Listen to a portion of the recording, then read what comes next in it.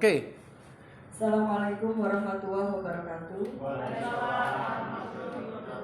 Bapak Ibu Guru SMA Negeri 1 Gomas, pada hari ini kita akan mengikuti acara diseminasi budaya positif yang akan disampaikan oleh calon guru penggerak Bapak Suyitno Sarjana Pendidikan. Bapak Suyitno Sarjana Pendidikan ini adalah guru bidang studi bahasa Inggris.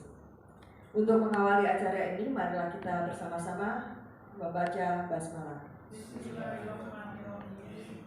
Selanjutnya kita ikuti bersama presentasi atau berkaitan dengan acara diseminasi budaya positif yang akan disampaikan oleh Bapak Suyitno.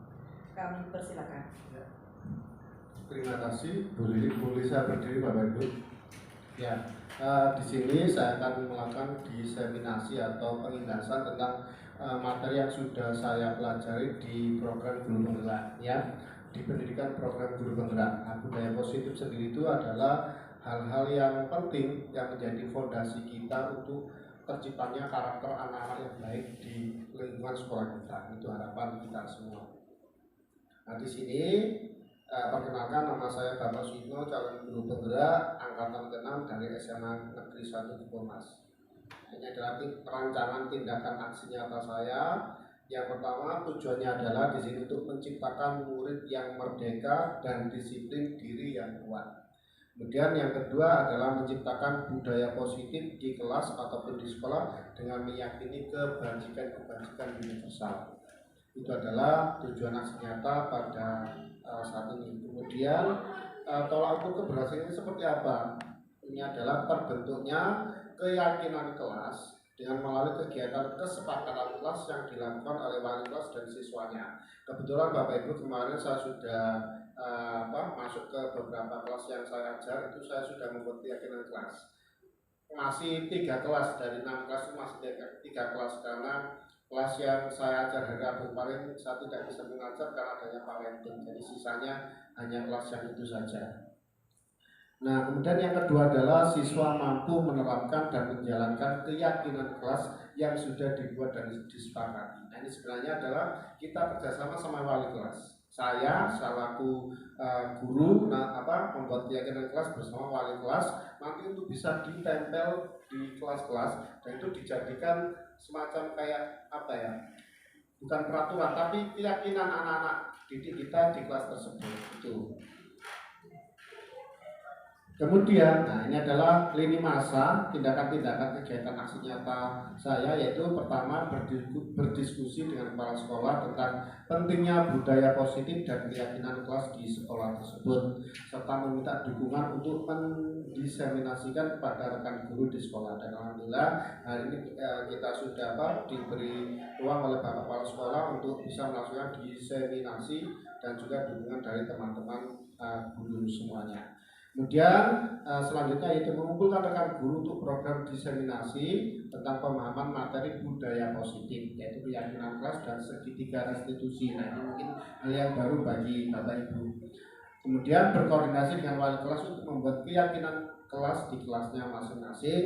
Selanjutnya yaitu memantau, merefleksi dan mengevaluasi keyakinan kelas yang sudah dibuat, apakah nanti terjadi perubahan yang positif atau tidak, itu nanti bisa kita evaluasi. Nah, kemudian dukungan apa saja yang dibutuhkan? Yang di sini tentunya dukungan dari kepala sekolah, rekan sesama guru, warga sekolah serta siswa-siswi agar tindakan yang direncanakan dan disusun dapat berjalan dengan lancar dan tepat sasaran. Selanjutnya yaitu sarana dan prasarana untuk menumbuhkan budaya positif di sekolah kita ini. Dan selanjutnya tentunya adalah dukungan dari orang tua wali siswa, ini juga ikut menumbuhkan budaya positif di rumah mereka masing-masing. Nah, ini adalah diseminasi materi budaya positif di kelas atau di sekolah. Nah, ini yang pertama, yaitu konsep utama modul di 1.4 ini budaya positif. Yang pertama adalah perubahan paradigma belajar. Yang kedua, disiplin positif. Yang ketiga, kebutuhan dasar manusia. Yang keempat, motivasi perilaku manusia. Yang kelima, posisi kontrol restitusi. Yang keenam, keyakinan kelas. Dan yang terakhir, segitiga restitusi. Kita mulai dari Kita mulai dari yang perubahan paradigma baru dulu ya. Paradigma belajar, Bapak. Ya, ke bawah terus gitu ya. Ya. Nah, perubahan ini bagaimana Bapak Ibu? Ini adalah perubahan paradigma belajar, yaitu perubahan paradigma baru, yaitu pembelajaran yang berpusat pada siswa dan didesain berdasarkan prinsip pembelajaran berdiferensiasi, ya. Dan sehingga siswa belajar sesuai dengan kebutuhannya dan tahap perkembangannya untuk mewujudkan profil pelajar Pancasila. Artinya sekarang kalau kita ngacu hanya siswa itu duduk manis terus kita menjelaskan itu harus sudah dirubah. Kita bisa sesuai dengan kebutuhan anak. Jadi nanti tidak ada istilah arek budung, goblok dan sebagainya, tidak ada. Tapi semuanya itu berkembang sesuai dengan kebutuhannya masing-masing. Karena anak kita tidak bisa menuntut anak untuk menjadi misalnya seorang dokter ataupun anak itu akan berkembang sesuai dengan ininya sendiri, tumbuh kembangnya sendiri, artinya punya keunikannya tersendiri. Lanjut Bu. Ya, nah ini kita maknai dulu disiplin positif ya. Disiplin mungkin kita selama ini mengartikan bahwa ini ada hubungannya dengan ini kepatuhan ya, atau misalnya pelanggaran dan sebagainya. Kita kan paradigmanya sama. Saya dulu sebelum mengikuti pendidikan guru penggerak ini juga sama. Disiplin itu hal-hal yang hubungannya sama hukuman dan sebagainya. Ternyata di sini adalah disiplin ini ya, selama ini kita memaknai disiplin sebagai tindakan yang dilakukan seseorang pada orang lain untuk mendapatkan kepatuhan dan seringkali menghubungkan disiplin dengan hukuman atau ketidaknyamanan ya. Kemudian sehingga sebagai pendidik kita mempunyai tujuan, yaitu menumbuhkan dan menciptakan anak-anak yang memiliki diri sehingga mereka memiliki motivasi intrinsik untuk disiplin positif dan terus naik ke atas dikit, berperilaku yang mengacu pada kebajikan-kebajikan universal. Nah ini artinya selama ini misalnya anak terlambat itu sering kita hukum dan sebagainya. Nah ternyata ini disiplin adalah supaya kita bisa menumbuhkan motivasi intrinsik dalam diri anak-anak. Ya, contohnya misalnya anak tersebut misalnya ketika menemukan uang itu tidak dimasukkan sakunya, tapi diberikan kepada guru atau yang lain sehingga bisa digunakan. Barangkali yang kehilangan uang itu sebenarnya salah satu sifat positif anak kita. Kalau ada anak-anak yang seperti itu, nah itu yang perlu ditumbuhkan, perlu dikembangkan. Sementara untuk anak-anak yang misalnya, mohon maaf ini kadang-kadang ada yang sepatunya hilang, itu loh kok tega ngambil sepatu. Itu kan perlu disadarkan bahwa hal-hal tersebut bukan hak miliknya, itu bukan hal-hal yang baik seperti itu. Nah, sehingga disiplin positif ini merupakan salah satu cara penerapan disiplin yang bertujuan untuk menumbuhkan kesadaran serta memberdayakan anak untuk melakukan sesuatu tanpa ada paksaan, ancaman maupun hukuman, bahkan penghargaan sekalipun. Jadi ternyata penghargaan itu juga kurang tepat, Bapak Ibu. Ada kelebihannya, ada kelemahannya seperti itu. Nanti ada penjelasannya lebih lanjut lagi. Lanjut Bu.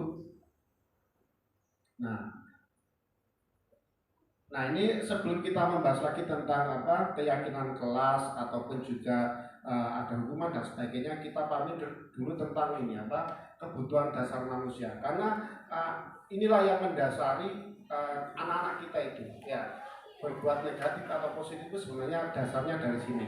Yang pertama yaitu tentang bertahan hidup. Nah, karena manusia itu kita sebagai makhluk hidup ya itu akan bertahan, akan survive supaya bisa mendapatkan apa yang kita inginkan. Tuh kan gitu ya. Misalnya kita lapar ya kita makan kan gitu ya. Itu adalah salah satu bentuk survive kita. Kemudian kasih sayang dan rasa diterima. Anak itu kebutuhan ini semuanya berlaku, tidak hanya untuk anak-anak kita saja ya. Kita juga butuh diberi kasih sayang teman kita, suami kita, istri kita, anak kita dan sebagainya. Itu adalah kebutuhan dasar yang ada dalam manusia. Tidak terkecuali semua pokok manusia di seluruh dunia. Kemudian penguasaan. Nah, penguasaan ini biasanya itu kita itu merasa punya kuasa atas diri kita. Misalnya kita ini dianggap kuat, kita ini dianggap hebat. Itu salah satu penguasaan. Sehingga kita bisa mempengaruhi orang-orang lain. Anak-anak itu seperti itu. Anak itu kenapa? Karena misalnya dia membuli temannya, karena dia merasa dirinya kuat. saya bisa ini. Nah, ini yang perlu kita arahkan. Penguasa itu yang apa diarahkan ke sifat yang positif seperti apa gitu. Kemudian selanjutnya kebebasan. Anak itu, nah ini anak-anak itu diberi kebebasan apa ya? Misalnya mereka mengerjakan tugas sesuai keinginannya. Misalnya dengan model video, ada yang model apa, artikel dan sebagainya, itu salah satu bentuk kebebasan. Jadi anak itu bebas untuk menuangkan apa yang diinginkan oleh mereka. Nah, inilah yang perlu kita arahkan ke hal-hal yang positif seperti itu. Kemudian yang selanjutnya itu kesenangan. Nah, memang manusia itu butuh senang kan gitu ya, supaya dirinya senang. Kadang-kadang ada anak yang di kelas itu nyanyi-nyanyi, ya guru dia ngerjain nyanyi-nyanyi gitaran sisan. Karena itu memenuhi rasa puasnya anak. Nah, itu yang apa ya? Kita menyadari bahwa itu sebenarnya itu anak-anak itu berlaku seperti itu apa sih? Ya ini untuk memenuhi rasa senang itu gitu loh. Jadi jangan kadang-kadang kita kan, tak salat sepatu ya kan gitu ya. Itu kadang-kadang yang sering terjadi. Tetapi ternyata itu adalah salah satu kebutuhan dasar manusia. Oke, lanjut. Ya.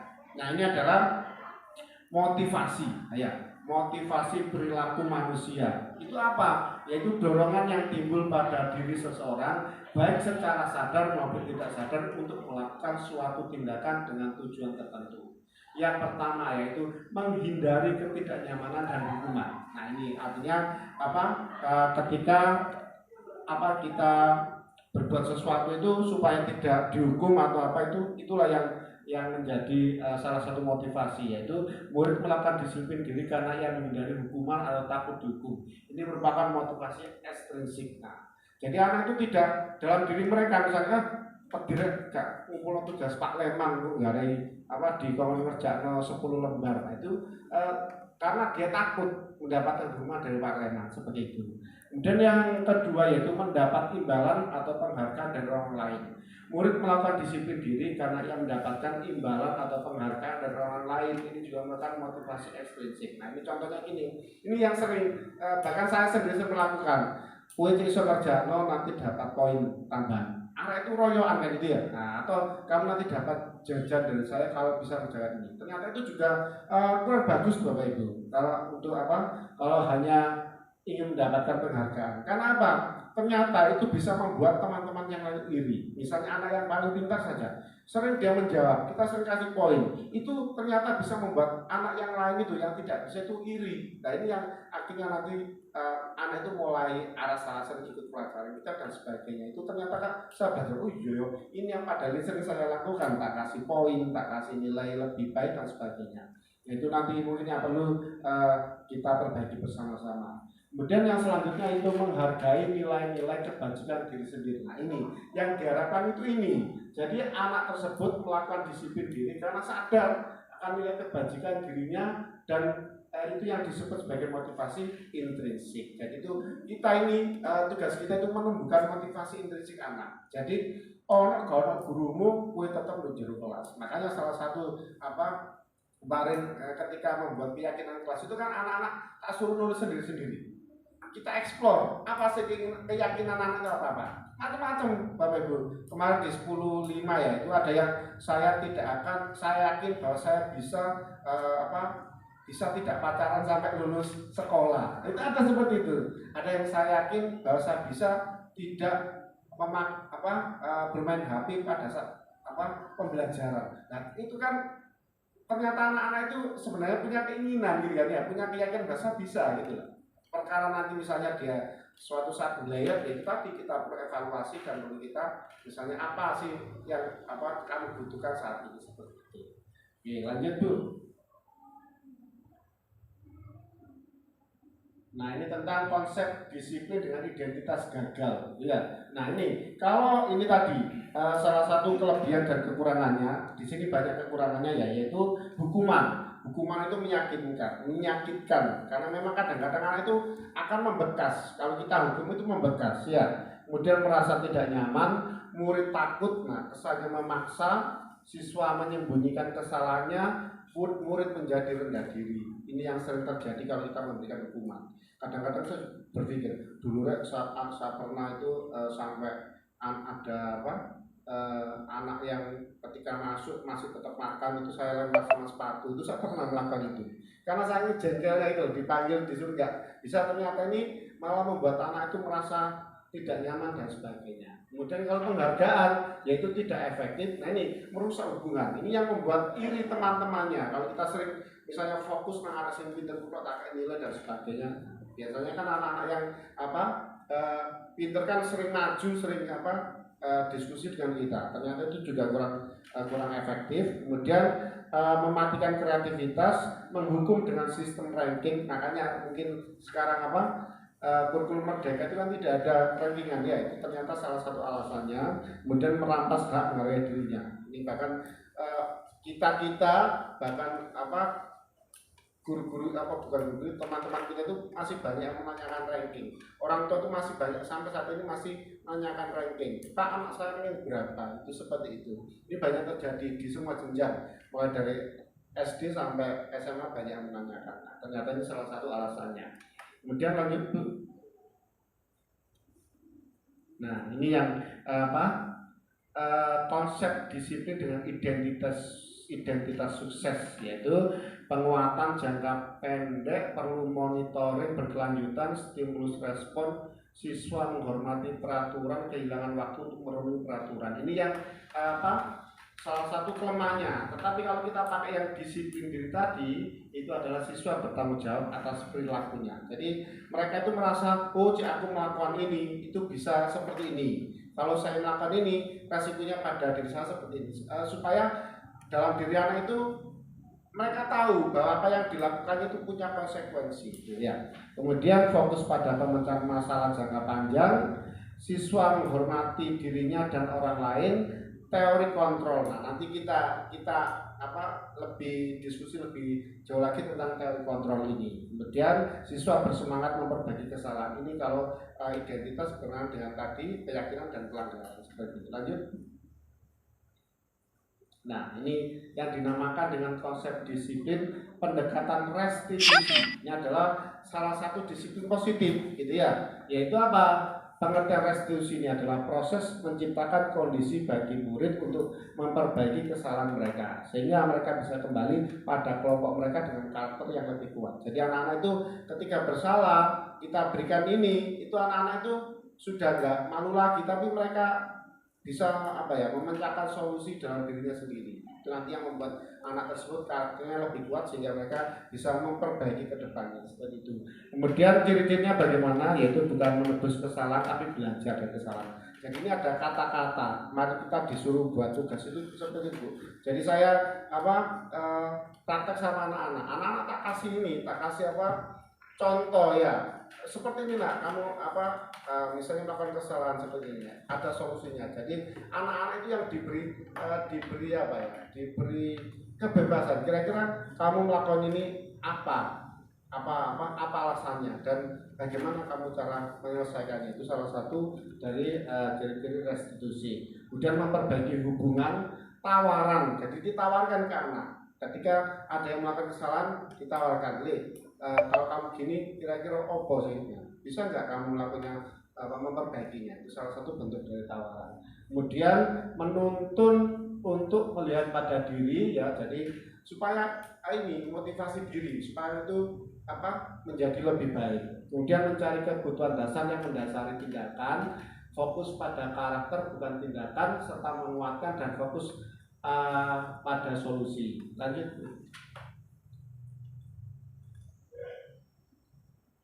Nah, ini adalah salah satu ada yang bentuk hukuman, konsekuensi sama restitusi. Ini perbedaannya. Ya, siswa contohnya misalnya ada kasus siswa sering meninggalkan pelajaran. Ya, nah kalau hukuman biasanya guru menghukum siswa tersebut berdiri di tiang bendera. Itu ternyata salah satu bentuk hukuman.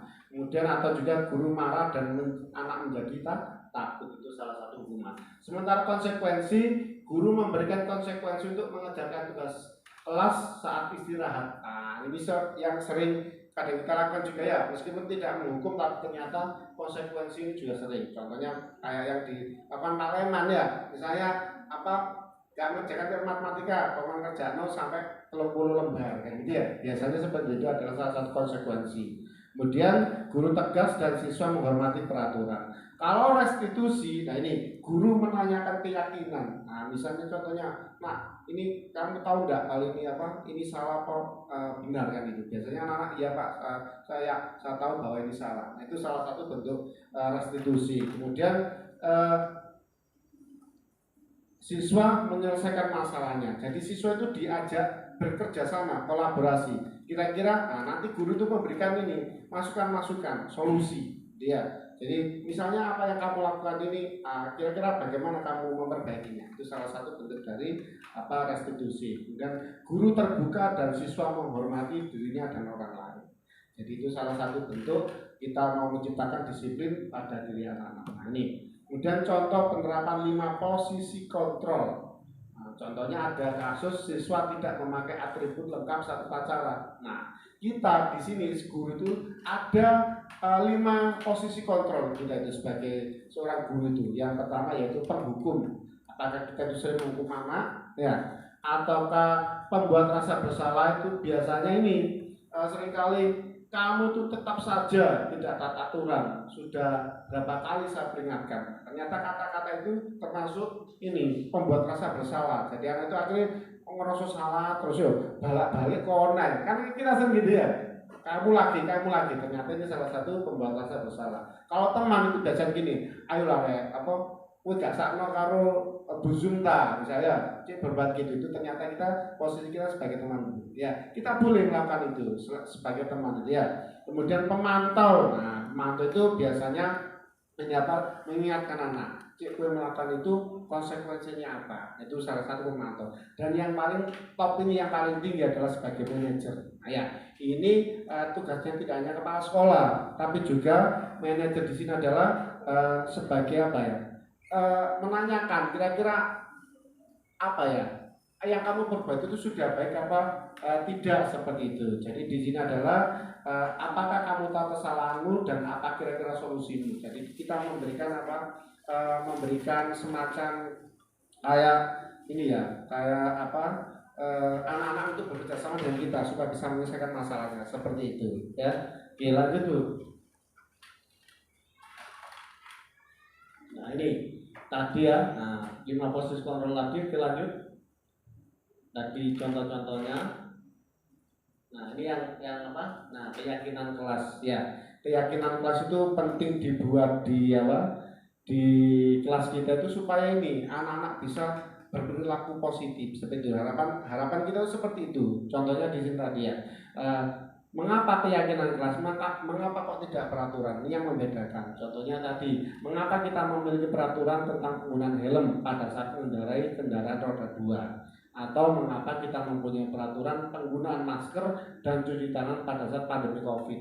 Tapi kalau kita memberikan keyakinan, kita memakai helm itu kan untuk keselamatan kita, ya, bukan karena kita takut ditilang polisi, tapi karena untuk keselamatan kita. Itulah salah satu contoh bentuk keyakinan itu seperti itu.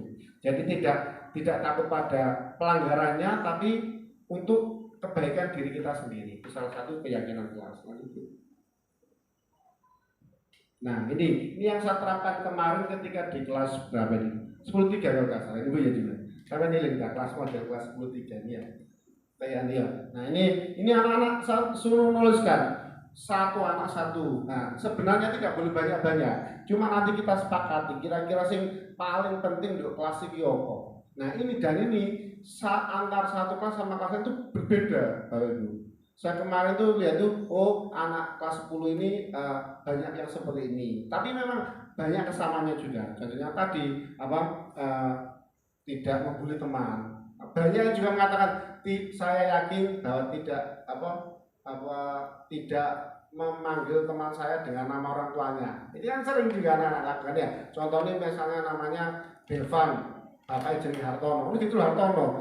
Jajal kowe misalnya main ke rumahmu, keseringan panggil Hartono, tiba-tiba kamu dodok Hartono bawa sama itu kayak gompang karena itu kan sering dilakukan anak-anak teman juga seperti itu ya, Ini banyak sekali ya contoh-contohnya kelas yang sudah saya buat, cuma memang saya belum ngomong sama ini kepala wali kelas. Nah artinya nanti ada tugas Bu, minggu depan itu kalau 10.2 insya Allah kemarin di sini ya. Itu maka buat tak suruh buat poster, nanti ditempelkan di kelas. Nah, itu nanti yang kita sepakati kira-kira berapa. Sebenarnya kalau untuk keyakinan kelas itu cukup 7 saja maksimal. Itu sudah bagus. Misalnya apa, menghormati guru. Nah ini kemarin banyak menghormati guru dan temannya, ya, menyapa guru dan temannya. Itu yang harus kita utamakan dalam kita. Kadang-kadang saya ini juga ketemu guru itu karena kok aturan itu ya, jangan itu apa. Tapi masa aja kena kue nak ya ketemu guru sopo hari masuk gak ada kue. Coba misalnya gini, apa guru mari guru, kak ini guru gak apa, tambah seneng guru itu kalau sama seperti itu. Itu yang kita tanamkan ke anak-anak kemarin. Oke, lanjut Bu. Nah ini salah satu contoh ya. Nah, kegiatan itu berdiskusi dulu tentang peraturan kelas seperti apa, kemudian keyakinannya itu seperti apa. Jadi merumuskan peraturan menjadi keyakinan ya. Kemudian baru menempelkan keyakinan kita. Jadi yang belum saya lakukan karena masih minggu depan gitu ya. Insya Allah minggu depan sudah menempelkan di kelas masing-masing. Ini baru terjadi di 3 kelas. Nah, andaikan kita semuanya seperti itu, terutama wali kelas, nah enak kita. Jadi kalau saya tinggal misalnya ada anak berbuat yang salah, kita lihat saja, nah anu kemarin melakukan hal seperti ini. Kira-kira apa yang perlu kita perbaiki? Kan seperti itu ya. Kemudian lanjut tinggal dikit baru ini.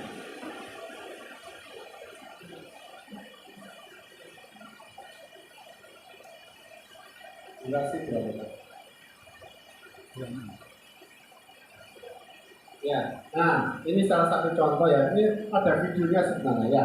Nanti ini videonya cuma kemarin itu nggak ada suaranya karena saya rekamnya itu nggak ini apa jauh sekali dari suaranya hilang. Pakai alat ternyata alatnya tidak ini. Itu salah satu contoh pembuatan keyakinan kita. Lanjut Bu. Nah ini ya. Ini tadi bagaimana pembentukan keyakinan kelas itu seperti apa ya ini. Lebih abstrak dari peraturan, pernyataan universal dibuat dalam bentuk kalimat positif, sedikit saja kalau sudah diingat, sesuai dengan kondisi kelas dan sekolah kalau sudah diterapkan, kemudian semua warga kelas sekolah dilibatkan. Makanya saya melibatkan semuanya, ada seluruh siswa, kemudian juga wali kelas. Harapan kita itu kalau ini semuanya tahu, insya Allah anak-anak kita akan bisa berpikir positif. Seperti ini ya. Ya, selanjutnya.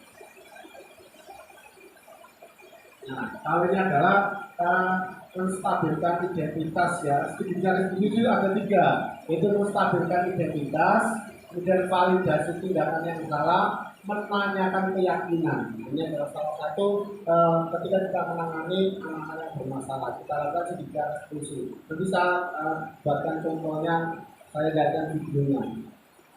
Kita lihat video.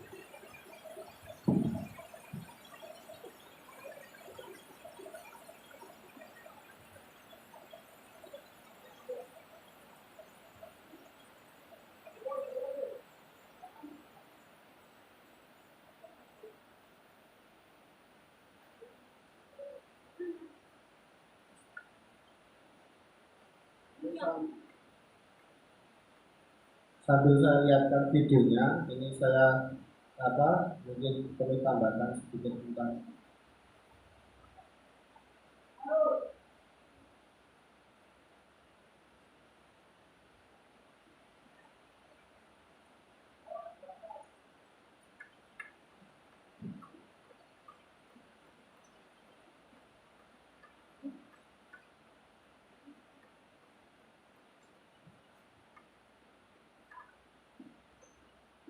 tadi ya, ini yang sebagai penghubung dan teman-teman tadi.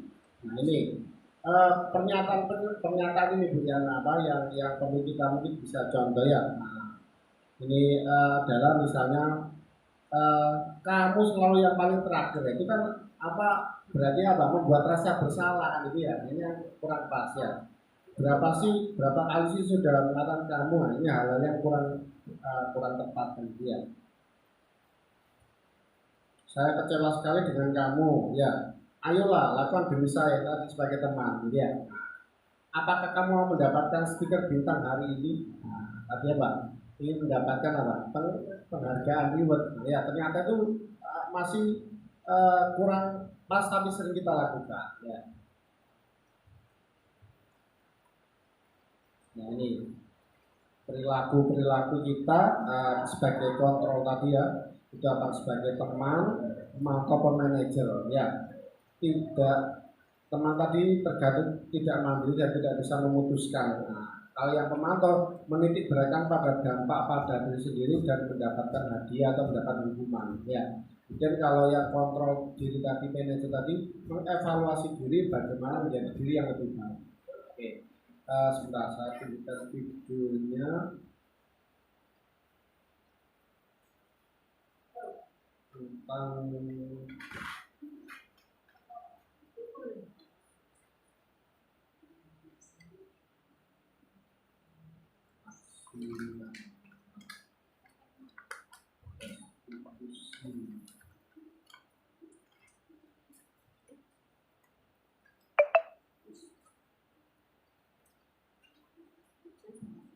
ya.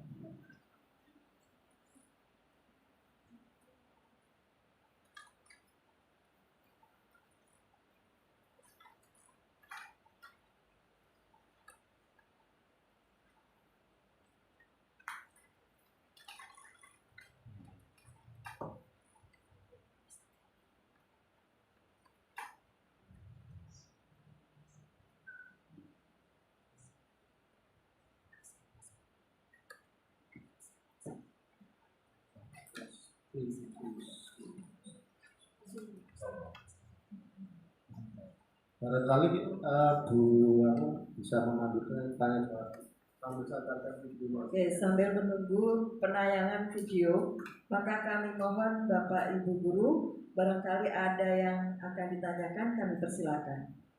Sesi pertama, 2 pertanyaan dulu. Langsung aja mau suara di suara langsung aja. Berdiri sih. Berdiri. Iya. Ya, silakan. Saya mau menanyakan tentang ini, saya masih bingung terkait dengan tadi keyakinan kelas. Bingungnya tentang satu, ada 3 konsep yang ada di benak saya ketika konsep keyakinan kelas itu dimunculkan tadi. Selama ini yang saya tahu itu, kelas itu ada peraturan kelas. Terus kemudian di sini baru sekali saya dengar, gitu ya, pada kesempatan kali ini saya mendengar tentang keyakinan kelas. Kemudian yang selama ini saya terapkan, saya menggunakan istilah kontrak belajar. Nah, apakah antara peraturan kelas, kemudian keyakinan, atau kontrak belajar yang mungkin Bapak dan Ibu guru selalu terapkan di mata pelajaran yang diampunya? Apakah itu sama? Satu. Kemudian ketika hal semacam itu adalah hal yang berbeda, bagaimana cara memperlakukan keyakinan kelas itu secara efektif? Membentuknya secara efektif itu bagaimana? Juga bingung bagi saya, di kurikulum Merdeka ini adalah tentang pembelajaran berdiferensiasi. Selama ini saya tahu konsepnya, tapi untuk melakukannya saya masih banyak kendala. Bagaimana mumpung kita berkumpul di sini, bagaimana caranya kita bisa melakukan itu? Kalau menurut konsep saya, pembelajaran berdiferensiasi itu adalah pembelajaran yang notabene memenuhi semua kebutuhan anak. Kalau anak itu dia itu sistem belajarnya adalah misalnya kinestetik. Bagaimana kita harus menampung itu? Ketika anak itu suka visual bagaimana? Nah, saya masih terus terang saya punya kendala akan hal itu. Umum kita ketemu, bagaimana caranya biar saya terbantukan untuk mengelola kelas. Terima kasih. Bapak Suyatno ini langsung jawab atau menunggu pertanyaan berikutnya? Langsung jawab aja ya, sambil diskusi Bapak Ibu ya.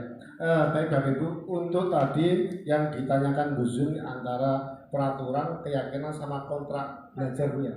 Itu sebenarnya kalau kontrak belajar itu hampir sama dengan keyakinan kelas. Artinya kan itu yang disepakati kan Bu ya sama anak-anak kan itu ya. Disampaikan ke anak-anak, kira-kira nak kita nanti seperti ini. Nah, kira-kira kita sepakat tidak? Nah, ini hampir sama dengan keyakinan kelas. Nah, kalau peraturan itu biasanya hanya searah Bu. Contohnya misalnya kita membuat peraturan dilarang membawa HP. Itu anak-anak nggak tahu ketika masuk ke kelas ke sekolah ini tiba-tiba anak disodori, ini loh peraturan sekolah kita. Seperti itu tuh, anak-anak disuruh wajib mematuhinya. Itu salah satu peraturan. Artinya tidak melibatkan anak-anak. Kira-kira peraturan itu yang dibuat sekolah itu seperti ini. Itu tidak melibatkan anak-anak, tidak melibatkan semua warga sekolah. Hanya sepihak, kita searah seperti itu. Sementara kalau keyakinan itu adalah nilai positif yang berusaha kita terapkan di dalam diri anak. Nilai tersebut itu kita yakini itu mempunyai nilai-nilai kebaikan, ya kebaikan universal ya, yang untuk diri mereka sendiri dan untuk orang lain seperti itu. Nah itu nilai tersebut itu diyakini dan bisa dilaksanakan pada diri anak kita.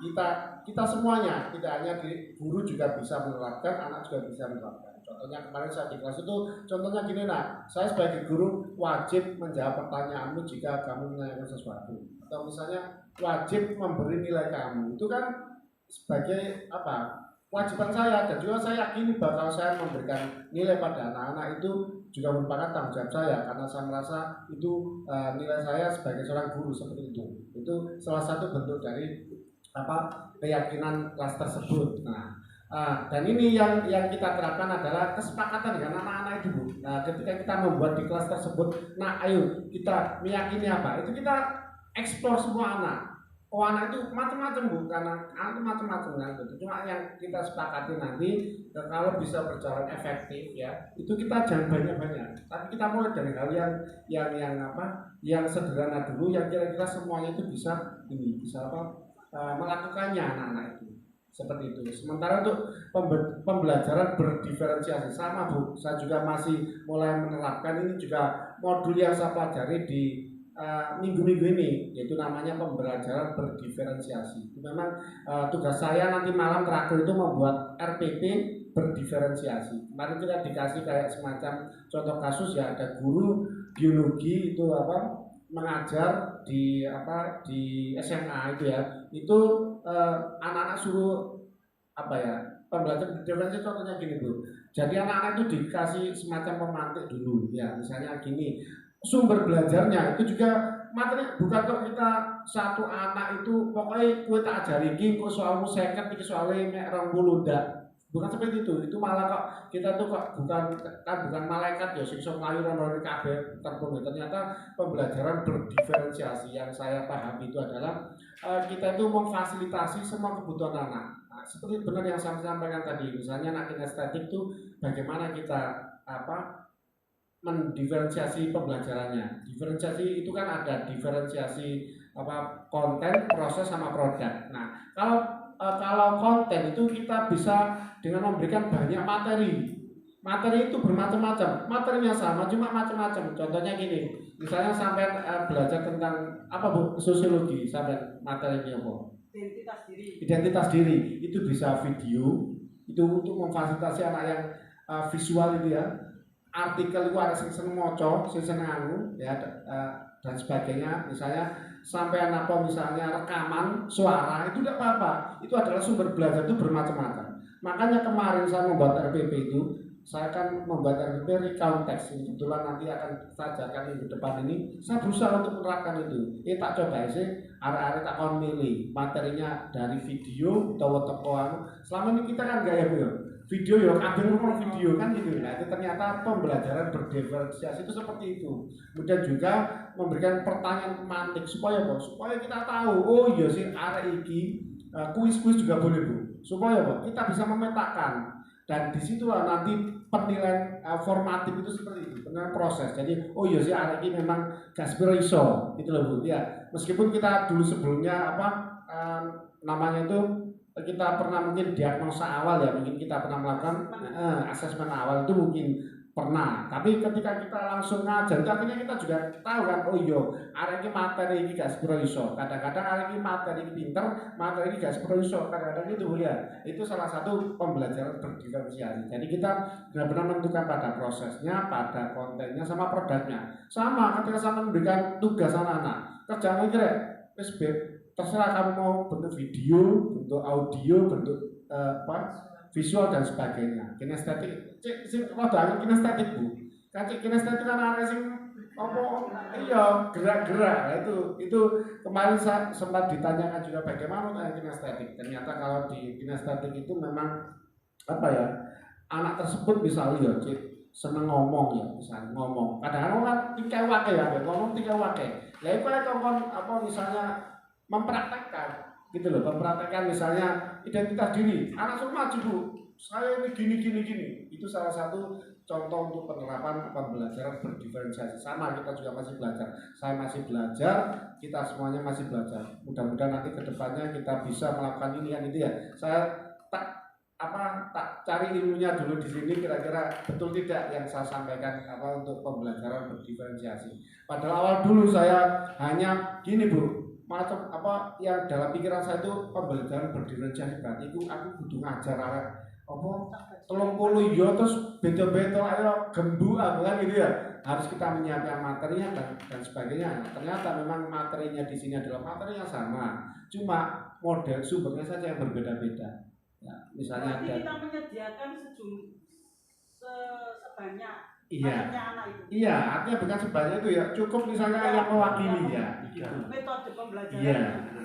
Misalnya sampai kasih link toys gak masalah, karena kita juga bisa memanfaatkan teknologi media. Jadi misalnya anak itu nggak harus kita cari wis kayak ono linknya, sampai misalnya browsing ternyata oleh link wis link iku sing sampean copy ku arek-arek suruh belajar di situ. Nah ternyata memang kita supaya anak itu mau belajar mandiri sebetulnya ya mau disuruh anu dewi. Nanti akan ketahuan Bu, sampai mengamati misalnya, oh iya ternyata ini kayak itu salah satu nilai kita, observasi. Ternyata di situ penilaian formatif itu, oh iya iki arek iki gak sepuro iso, arek iki pinter. Nah itu nanti yang misalnya tugasnya juga misalnya sedikit berbeda itu loh ya. Bukannya kok harus situ ngerjakan 5 situ 20 gak, tapi mungkin bobotnya aja yang berbeda. Nah ini nanti yang menjadi dasar penilaian itu. Mungkin tulang di sini ada Pak Muslim, jadi nanti untuk penilaian kelas 10 itu Pak ya, itu panggil saya itu dinyatakan tidak naik kelas itu mah nggak ada, karena itu tadi berkembang kan gitu ya, kan seperti itu yang tadi penilaian untuk project itu kan gitu ya, berkembang atau misalnya stagnan dan sebagainya. Ternyata itu kalaupun meskipun perkembangannya sedikit itu tetap dianggap ini sudah bisa. Misalnya matematika gak iso perkalian seperti di Pak Indra dulu 3 kali itu gak iso. Nah itu ketika minggu depannya anak itu sudah mulai bisa, itu dianggap sudah mampu Bu, sudah berkembang. Jadi gak ono arek masih SMA dinyatakan wis kon bodoh gak iso iki. Nah ternyata itu memang kemampuan anak itu berbeda-beda seperti itu. Itu yang saya pahami tentang tadi keyakinan, kemudian juga pembelajaran berdiferensiasi seperti itu Bu Zul. Yang lain barangkali ada yang mau menanyakan, monggo Bu Lia. Waalaikumsalam warahmatullahi wabarakatuh. Ini pengalaman saya ketika mengajar itu untuk anak-anak kelas 12. Untuk anak-anak kelas 12 nih Pak 4 itu kan banyak sekali anak-anak guru yang mengeluh. Anak-anak itu super aktif. Sebagian saja yang enggak tapi kognitifnya itu bagus dulu. Sebagian lagi enggak seberapa bagus. Nah, ketika saya memberikan suatu tugas ke anak-anak eksperimen, pada saat itu saya memberikan suatu eksperimen tentang membuat polinukleotida. Polinukleotida pada pelajaran biologi itu saya suruh praktek dengan cara ada menjahit. Jadi menjahit keterampilan. Ternyata anak-anak di kelas 12 MIPA 4 itu saya menemukan berarti anak-anak itu sukanya seperti ini. Anak-anak benar-benar antusias sekali untuk mengerjakan, walaupun menjahit itu yang laki-laki juga seperti itu. Saya lihat, pernah saya video juga itu. Nah berarti di sini kan ada anak-anak itu yang kemampuan kinestetiknya tinggi sebagian, terutama anak-anak yang laki-laki itu pada mengerjakan semua. Serius sekali Pak, saya senang sekali melihat seperti itu. Tetapi ketika saya melakukan suatu uji lagi, setelah saya berikan video atau apa materi, kemudian biasanya saya mengadakan ujian lisan Pak. Lisan, anak-anak saya suruh belajar terlebih dahulu sebelumnya, kemudian biasanya saya panggil satu-satu. Ternyata ya sebagian saja untuk yang perempuan itu penilaiannya memang bagus, yang laki-lakinya memang ya buruk kembali. Di sini yang saya tanyakan itu model pembelajaran yang sesuai dengan Pak yang restitusi tadi itu gimana untuk menangani anak-anak supaya mendapatkan untuk yang kognitifnya itu benar-benar terangkat gitu loh Pak, tidak hanya kinestetiknya saja. Demikian Pak. Terima kasih Bu Lia. Bu Lia, memang itu yang terjadi di dalam diri kita. Makanya tadi yang saya sampaikan adalah penilaian ada itu salah satu penilaian proses formatif ya. Oh ternyata ini prosesnya baik. Ternyata ketika produknya sampai uji lagi, oh ternyata ada yang masih kurang. Nah, itu mungkin salah satunya adalah dengan cara tadi memberikan tugas yang berbeda-beda tadi. Membebaskan anak, misalnya kamu mau ngerjain ini apa nak? Anak itu biar belajar dulu, nanti baru setelah apakah ada perubahan meskipun kecil, perubahan itu rodo iso daripada sebelumnya. Nah berarti kan sampai sudah menganalisa warga ternyata masih kurang kemampuannya. Itu sudah merupakan penilaian sampean dengan prosesnya seperti itu, masuk formatif. Nah ketika nanti ada ujian dan sebagainya, itu nanti bisa itu kan penilaian sumatif ya dia. Kalau untuk ini ya hanya dites di akhir itu. Nah ini berarti sampai apakah anak ini dari kemarin ada perkembangannya apa tidak. Nah kalau penerapannya restitusi itu ini Bu, restitusi itu untuk mendisiplinkan anak. Jadi hanya untuk membuat karakter. Jadi fungsi utama adalah sebagai restitusi itu adalah supaya anak-anak kita itu mempunyai karakter yang baik. Ketika karakter baik tumbuh, maka budaya-budaya positif akan tumbuh di sekolah kita. Salah satunya apa ya? Yang kemarin saya lakukan itu adalah pembiasaan baik. Contohnya misalnya 5S, senyum, sapa. Itu kan pembiasaan. Kalau kita melakukan pembiasaan itu ya kepada anak-anak, itu kalau sudah terbiasa itu anak-anak kita akan jadi baik. Jadi karakter baik, maka budaya positif akan ada di sekolah kita. Seperti itu Bu. Itu harapan kita seperti yang lihat anak-anak kita nggak lihat dan sebagainya. Itu karena ya itu tadi ketika masing-masing guru mempunyai niat yang baik, itu ya pembiasaan yang baik. Contoh, makanya kita memberitahu, nah ketemu guru sokon, ojo kok melengos atau wanu ya. Iya, acuh gitu loh. Anak-anak kita itu kan mungkin faktor pandemi Bu ya kan, nggak pernah ketemu dan sebagainya. Terus kita positif aja, cuma ya itu kita pilih anak. Makanya anaknya Bu Zum itu kan mesti nyopo terus. Makasih Pak, pembelajaran mesti mengucapkan terima kasih. Terima kasih Pak sudah maksudnya diajar gitu ya. Terima kasih. Kemudian atau juga nyopo Pak, nang dalan niku, halo Pak. Tapi yang bilang gini, kowe cek nyapa gurumu ya aja kaya kancamu ra, mosok Pak Putra Badro Hebrew misalnya gitu. Ini guyonan nang arek-arek. Cucul iya Pak, itu artinya ada adabnya. Ketika kamu bertemu gurumu seperti apa, nyapa guru seperti apa, nyapa temanmu seperti apa. Nang kancamu ya ngono sapa kancamu, sak kelas mosok ono sing gak mbok kenal. Itu sehingga anak-anak itu interaksi positifnya bagus. Nah, artinya kalau kita bisa menyampaikan itu ke anak-anak tentang budaya-budaya positif atau pembiasaan-pembiasaan positif itu kita akan sekolah kita lama-kelamaan akan berubah anak kita itu kan harapan kita semangat itu ya. Kita ingin anak-anak kita berubah seperti Bu Lia ya untuk jawaban dari saya. Terima kasih.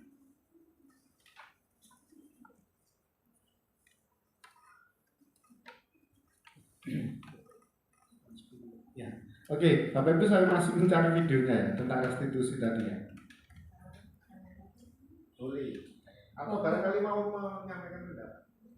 Oke, Bapak Ibu barangkali ada yang memberikan pendapat atau usulan tentang belajar atau pembiasaan positif bagi siswa-siswa kita. Monggo Bapak. Selaku guru. Selaku Bapak Wakil Kepala Sekolah Urusan Kurikulum. Assalamualaikum warahmatullahi wabarakatuh. Mohon maaf suaranya agak serak-serak saya ini. Saya tertarik dengan keyakinan kelas tadi, Pak. Jadi yang disampaikan tadi presentasi tentang keyakinan kelas, bahwa keyakinan kelas itu dibuat oleh seluruh anak dalam satu kelas. Nah, tadi saya nanti atau mendengarkan penyampaian dari Pak Suyono tadi itu, keyakinan kelas itu nanti akan disimpulkan menjadi beberapa saja. Iya. Ya. Itu saya kurang sependapat itu sebenarnya ya. Ini kalau menurut saya ya lebih baik dari misalkan 35 anak ya 35 itu aja yang kita lampirkan nanti yang buat peraturan. Karena kecuali yang sama ya, kecuali yang sama. Kalau memang nggak sama nanti bisa dimodifikasi sehingga karena memang peraturan itu sedikit saja, tetapi kalau memang nggak ditulis itu bagi anak-anak itu merasa kurang gitu. Jadi kalau menurut saya itu kalau lebih baik semuanya, kalau bisa juga ditambah sampai berapa poin begitu. Nah, seperti gini, kalau misalkan keinginan kita sebagai guru agar poin-poin itu masuk di dalam keyakinan kelas itu supaya kita nanti menjadi lebih baik. Nah, itu mungkin bagaimana cara memasukkannya itu Pak? Apakah kita bisa memasukkan keyakinan itu agar poin-poin yang ada di dalamnya itu bisa kita sebagai tujuan seorang guru itu bisa tersampaikan gitu. Itu aja Pak, terima kasih. Assalamualaikum warahmatullahi wabarakatuh. Ya, terima kasih Pak Muslik atas sarannya. Memang benar sekali sebenarnya juga keyakinan kelas itu yang diyakini oleh anak-anak kelas tersebut itu bisa dilaksanakan sepenuhnya. Cuma memang kadang-kadang itu kan takutnya itu semuanya itu terlalu banyak. Itu nanti anak itu malah bingung kira-kira ini bisa dilakukan atau tidak. Nah, itu kalau saya pelajari di modul itu memang diusahakan antara 5 sampai 7 saja. Cuma boleh, seperti itu boleh, semuanya boleh. Makanya kemarin kan anak-anak itu tugas itu adalah menempelkan di poster, ditempel di pojok-pojok kelas supaya apa? Ketika ada yang melanggar atau apa itu diingatkan kembali. Nah, itu loh, kue kemarin itu ini kesepakatan kelasmu seperti ini, berarti kamu kan melanggar ini. Nah, kira-kira itu kita pendekatannya dengan restitusi tadi, bukan kok kue itu salah. Nah, itu seperti itu supaya apa? Anak itu merasa dirinya itu bersalah seperti itu tentang peraturan-peraturan keyakinan kelas seperti itu Pak Musid. Ya, jadi saya juga sependapat dengan Pak Musid bisa melakukan seperti itu, yaitu tadi dengan cara kita tempelkan. Jadi anak itu nanti kan bisa melihat ketika ada yang kita tunjukkan lagi ke anak kita supaya memperbaiki lagi. Makanya kan keyakinan kelas itu bisa dievaluasi apakah efektif atau tidak kan gitu ya. Dan ini sebenarnya dukungan semua pihak, guru, wali kelas, kemudian juga siswanya itu sama-sama kalau membuat keyakinan baik, insya Allah karena fitrah manusia itu baik, bukan yang jahat adalah tapi itu bagian universal, seluruh dunia itu sama tanpa membedakan agama, ras dan sebagainya. Begitu. Yang bisa saya sampaikan. Terima kasih. Mungkin ada tambahan, usulan atau pendapat? Kalau tidak, kita akan ikuti pemutaran video.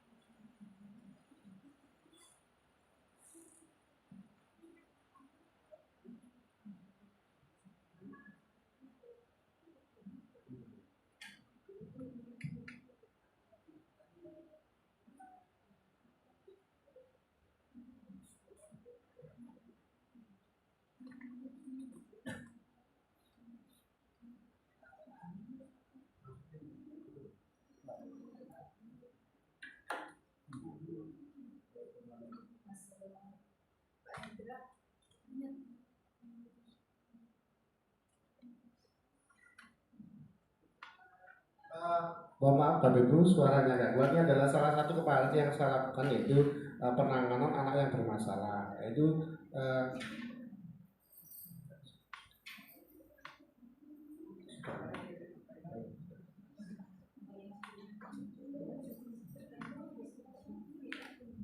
nah ini adalah anak yang bermasalah. Kita mengajak teman juga. Temannya itu supaya apa? Supaya tahu. Nah, jadi misalnya teman dekatnya terutama ya. Ketika ini ada yang salah, misalnya apa kira-kira. Nanti anak tersebut diminta pendapat. Dan di sini adalah kemarin itu Rasya yang bermasalah, sementara si Danu itu juga ikut mendengarkan restitusinya. Jadi di sini saya menjelaskan kira-kira perbuatan itu bersalah apa tidak. Seperti ini kemarin kasusnya itu si Rasya itu tidak mengikuti pelajaran Bu Liliskus kimia, kemudian Bu Liliskus itu marah karena apa, dan mengancam Rasa untuk tidak dinaikkan kelas.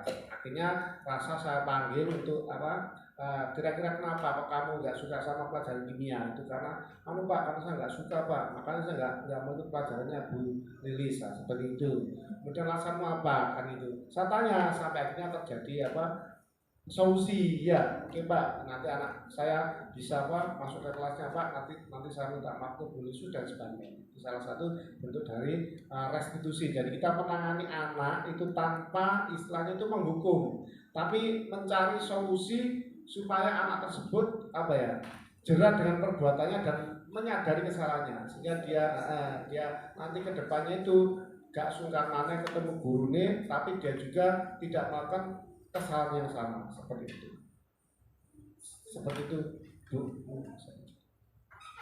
Oke, demikian acara diseminasi budaya positif pada siang hari ini yang disampaikan oleh Bapak Suyitno, Sarjana Pendidikan.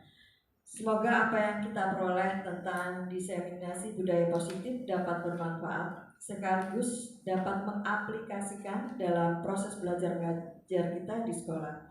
Terima kasih atas perhatian dan partisipasi Bapak Ibu Guru dalam acara ini. Akhirul kalam, wassalamualaikum warahmatullahi wabarakatuh. Terima kasih. Foto bersama.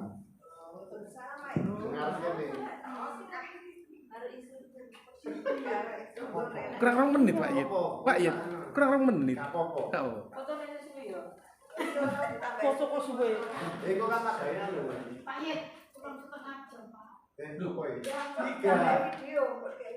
Bu, pakai dianu sampai jam 2 tapi aslinya 1 jam. Aku tak tambah ya kowe. Cover-e ngape. Saya aku sering. Kamu sering Bapak ini. Kayak timer ya. Oke, Bapak. Oke, sih. Pakai